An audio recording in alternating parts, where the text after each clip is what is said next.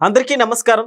స్వర్గీయ సీనియర్ ఎన్టీఆర్ గారి విగ్రహం అలానే ఎస్పీ సుబ్రహ్మణ్యం గారి విగ్రహం ఇప్పుడు తెలంగాణలో ఆవిష్కరించబోతున్నట్టు తెలుస్తోంది. సో దాని డీటెయిల్స్ తెలుసుకుందాం. ప్రస్తుతం మనతోటి జర్నలిస్ట్ శేషరావు గారు ఉన్నారు. ఇంటర్వ్యూలోకి వెళ్దాం. Hello sir. Hello sir, recent గా బాలసుబ్రహ్మణ్యం గారి విగ్రహ ఆవిష్కరణ అడ్డుకున్నారు. సో ఇప్పుడు మళ్ళీ డేట్ ఫిక్స్ చేసినట్టు తెలుస్తుంది. ఏంటి సార్ దాని డీటెయిల్స్? తెలంగాణ ముఖ్యమంత్రి రేవంత్ రెడ్డి గారు ప్రభుత్వం ఏదనుకుంటే అది చేస్తుంది. అవును, ప్రభుత్వానికి అన్ని రకాలుగా తెలుసు. ఈ ప్రభుత్వాన్ని తెలంగాణ సమాజం ఎంచుకుంది. ఎవరో కొంతమంది ఇష్టం లేనటువంటి వాళ్ళు బాలసుబ్రహ్మణ్యం గారి విగ్రహం పెట్టద్దు అని చెప్పినంత మాత్రాన తెలంగాణ ప్రభుత్వం పెట్టకుండా ఉంటుందా? ఖచ్చితంగా పెట్టి తీరుతుంది. అందుకే బాలసుబ్రహ్మణ్యం గారి విగ్రహం రవీంద్ర భారతిలో పెట్టడానికి ముహూర్తాన్ని ఫిక్స్ చేశారు. 15వ తారీఖున, ఈ నెల 15వ తారీఖున, అంటే మరొక 4 రోజుల్లో బాలసుబ్రహ్మణ్యం గారి విగ్రహాన్ని రవీంద్ర భారతిలో ఆవిష్కరించబోతున్నారు. అది కూడా తెలంగాణ ముఖ్యమంత్రి రేవంత్ రెడ్డి గారు. ఎందుకనంటే కళలకి ప్రాంతాలు ఉండవు. కళ కోసం కాదు, ప్రజల కోసం అని ఉంటుంది. కళ కోసం కాదు, ప్రజల కోసం అని. సో కాబట్టి కళాకారుల్ని ఒక ప్రాంతం వారిగానో, ఒక కులం వారిగానో, ఒక మతం వారిగానో చూడకూడదు అనేది సహజంగా సమాజంలో ఉన్నటువంటి అభిప్రాయం.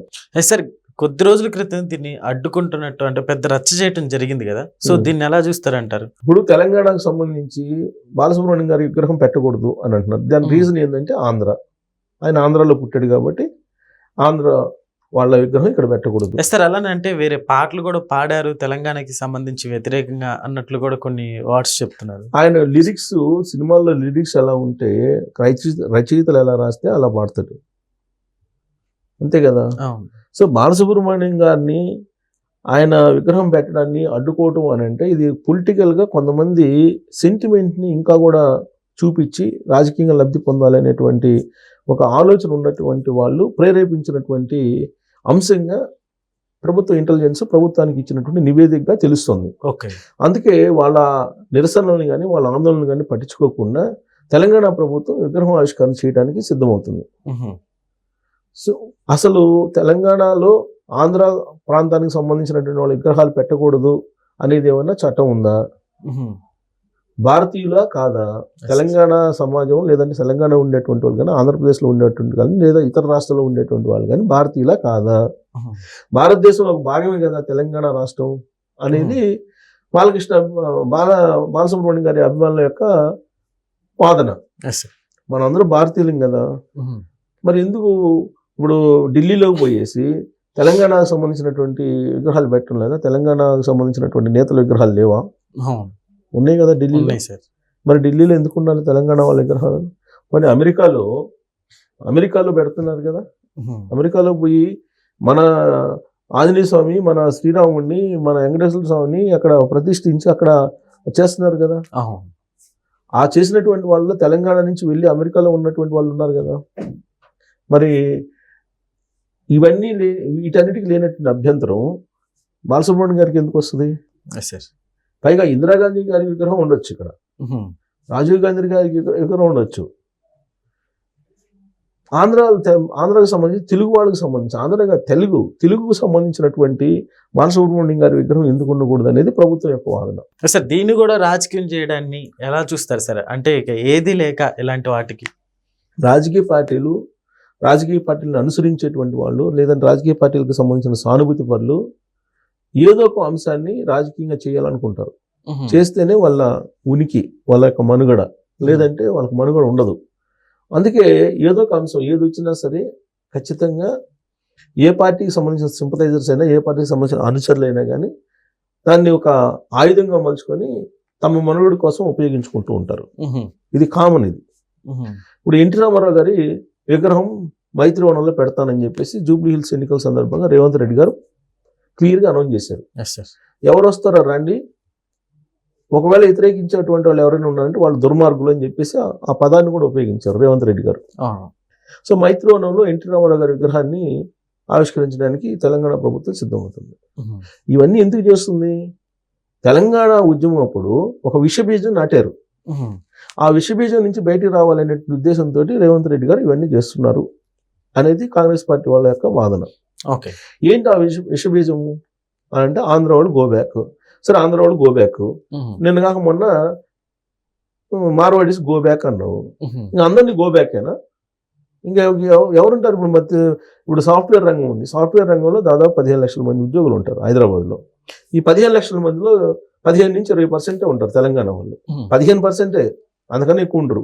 సార్ ఇక్కడ 75% మందిని వెళ్ళిపోమంటారా? ఈ కంపెనీలన్నింటిని వెళ్ళిపోమంటారా? ఏంటి ఏం సందేశం ఇస్తున్నారు? అందుకే ఇప్పుడు రేవంత్ రెడ్డి గారు ఒక క్లియర్ కట్ డెసిషన్ తీసుకున్నారు. రాష్ట్రం విడిపోయింది, రాష్ట్రానికి సంబంధించి ప్రత్యేక ఉద్యమం చేశారు, కాంగ్రెస్ పార్టీ ఇచ్చింది, రాష్ట్రం అయిపోయింది, భౌగోళికంగా విడిపోయింది, అన్నదమ్ముల్లాగా కలిసి ఉన్నామన్నారు. అనే అన్నదమ్ముల్లాగా కలిసి ఉన్నామని అంటే నిగ్రహాన్ని పెడితేనే తట్టుకోలేకపోతుంది. నీకు అన్నదమ్ముల్లాగా కలిసి ఎలా ఉంటారు?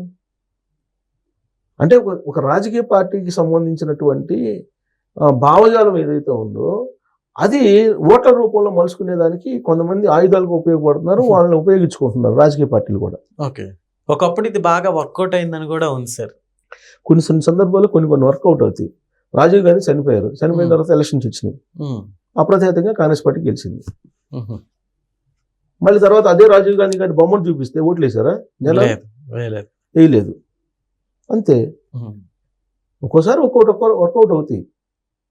అయినంత మాత్రం చేత ఎల్లకాలం అదే వర్కౌట్ అవుతుంది అనుకుంటే ఎలాగో కాదు. నువ్వేం చేసావు 2014 నుంచి 2023 దాకా నువ్వు ఏం చేసావు అనేది ప్రజలు చూస్తున్నారు. సెంటిమెంట్ను అడ్డు పెట్టుకొని 2 సార్లు ముఖ్యమంత్రి అయ్యారు బీఆర్ఎస్ పార్టీకి సంబంధించినటువంటి వాళ్ళు. మరి 2 సార్లు ఎలక్షన్ అయిన తర్వాత ప్రజాదరణ పొందాలి కదా. ప్రజాదరణ పొందితే ఇవాళ ఈ పరిస్థితికి వచ్చింది. 2024 లోక్సభ ఎన్నికల్లో వచ్చినటువంటి ఓట్ బ్యాంక్ 16%. మరి సెంటిమెంట్ ఉంటే ఆ పర్సంటేజ్ ఎందుకు వస్తుంది? తర్వాత జరిగిన ఎమ్మెల్సీ ఎన్నికల్లో ఆ పార్టీ ఎక్కడుందో తెలియదు. తాజాగా జరుగుతున్నటువంటి లోకల్ బాడీ ఎలక్షన్ తీసుకోండి. Local body elections Congress party అత్యధికంగా గెలుస్తుంది. దాంట్లో సగం కూడా గెలవాల బీఆర్ఎస్ పార్టీ. కాంగ్రెస్ పార్టీ గెలిచిన సగం సర్పంచులు గెలవాల. జూబ్లీ హిల్స్ ఉప ఎన్నికల్లో మరి బీఆర్ఎస్ పార్టీ గెలవాల. మరి ఇంకా సెంటిమెంట్ పట్టుకొని మేము ఆంధ్ర వాళ్ళు అంటామని అంటే ఒకవైపు మార్వాడీలు మొత్తం క్యాప్చర్ చేసేసారు హైదరాబాద్ క్యాప్చర్ చేసిన మార్వాడిని వదిలిపెట్టి ఆంధ్ర వాళ్ళు ఉండకూడదు. ఆంధ్ర వాళ్ళు ఏం ద్రోహం చేశారు? మేధో శక్తి అంతా కూడా ఇక్కడ ఉంది. ఎవరు అవును అనుకున్నా కాదనుకున్నా ఇక్కడ ఉంది. నువ్వు దోచుకున్నావని తెలంగాణ వాదులు అంటారు. లేదు మేము మేధో శక్తిని ఇక్కడ పెట్టాము అని చెప్పి ఆంధ్ర వాళ్ళు అంటారు. ఎవరు ఎన్నన్నా కలిసి ఉన్నారు. కొన్ని సంవత్సరాల పాటు, కొన్ని దశాబ్దాల పాటు కలిసి ఉన్నారు. కలిసి ఉన్నప్పుడు ఇవాళ కూడా 9-10 షెడ్యూల్లో ఆస్తులు దాదాపు 3 లక్షల కోట్ల విలువైనటువంటి ఆస్తులు తెలంగాణలో ఉన్నాయి, ఆంధ్రప్రదేశ్కి సంబంధించినవి. మరి విగ్రహావిష్కరణ చేస్తే వచ్చే నష్టం ఏంటి? వాళ్ళే మహానుభావులు కాదా? ఎన్టీ రామారావు గారు మహానుభావుడు కాదా?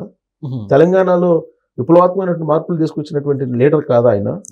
బాలసుబ్రహ్మణ్యం గారు జాతీయ స్థాయిలో గుర్తింపు పొందినటువంటి గాయకుడు కాదా? పద్మ అవార్డులు పొందినటువంటి గాయకుడు కాదా? భారతదేశమే గర్వించదగ్గ గాయకుడు కదా. అలాంటి గాయకుడిని విగ్రహాన్ని పెట్టుకొని ప్రతిష్ఠించడం అనేది గర్వంగా ఫీల్ కావాలి. అలాంటిది ఆయన ఆంధ్రాలో పుట్టాడు కాబట్టి ఆయన విగ్రహం ఉండకూడదు అని అంటారు. మరి కేసీఆర్ గారి మూలాలు ఏంటి? బీహార్ అని చెప్పి కాంగ్రెస్ పార్టీ చెప్తుంది, తెలంగాణ ముఖ్యమంత్రి రేవంత్ రెడ్డి గారు చెప్తున్నారు, ఆధారాలతో సహా చెప్తున్నారు బీహార్ మూలాలు ఉన్నాయని. బీహార్ అతన్ని ముఖ్యమంత్రి ఎలా చేశారు కదా? ఆ కోణం నుంచి ఆలోచించినా కానీ. సో కాబట్టి కొంచెం బ్రాడ్గా ఆలోచించాలి. తెలంగాణ సంబంధించినటువంటి పౌరులు ఏ దేశాలకు వెళ్తున్నారు, ఆ దేశాల్లో వాళ్ళ విగ్రహాలు వాళ్ళ మనోభావాలకు అనుగుణంగా అక్కడ వ్యవహరిస్తున్నారు. అక్కడ ఉండేటువంటి దేశాలు గౌరవిస్తున్నాయి. అలానే ఇక్కడ కూడా ఎవరు వచ్చినా సరే ఆదరించేలాగా, గౌరవించేలాగా ఉండాలి. హైదరాబాద్ ఒకప్పుడు అందరి హైదరాబాద్ లాగా ఉండేది. ఈ తెలంగాణ ఉద్యమం అనే దాన్ని తీసుకొచ్చి ఆ తెలంగాణ ఉద్యమంలో ఉద్దేశాలను రెచ్చగొట్టి ప్రాంతీయ ఉద్దేశాలని ఒకరి మధ్య ఒకరు అంతరాలు పెంచేటువంటి ప్రయత్నం చేస్తారు. వాటిని తగ్గించే ప్రయత్నం రేవంత్ రెడ్డి గారు చేస్తూ ఉన్నారు. దాంట్లో భాగంగానే విగ్రహావిష్కరణ. అందుకే ఆయన ఎవరు వస్తారో రండి అని చెప్పి అంటున్నారు రేవంత్ రెడ్డి గారు. Okay sir, thank you.